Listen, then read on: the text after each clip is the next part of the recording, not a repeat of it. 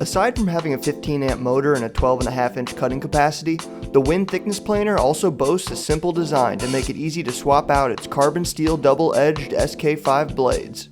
Simply use the onboard hex key and magnet set with the Always Straight index pin alignment system for effortless blade changes and perfectly level cuts.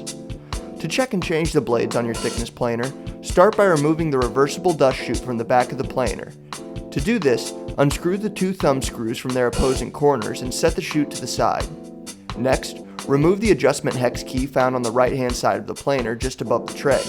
Use this tool to unscrew the two hex screws holding the blade guard in place.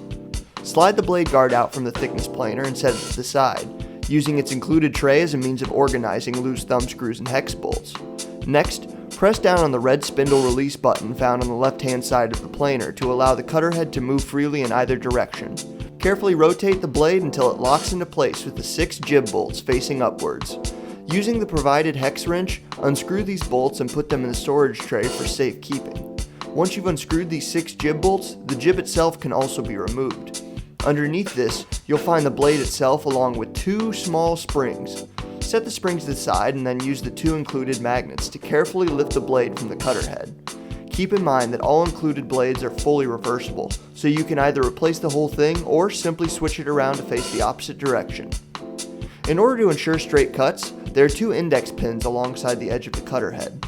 After making sure both the blade and the cutter head are clean and free of debris, slide these pins through the blade's holes for a perfectly level cut that removes material evenly.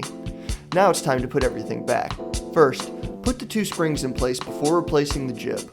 Line the 6 holes of the jib up with those within the cutter head before screwing the bolts back into place. Next, slide the blade guard and storage tray into position and secure it with the 2 hex bolts and washers. Finally, reinstall the reversible dust chute in whichever direction you'd prefer. Now you're ready to plane.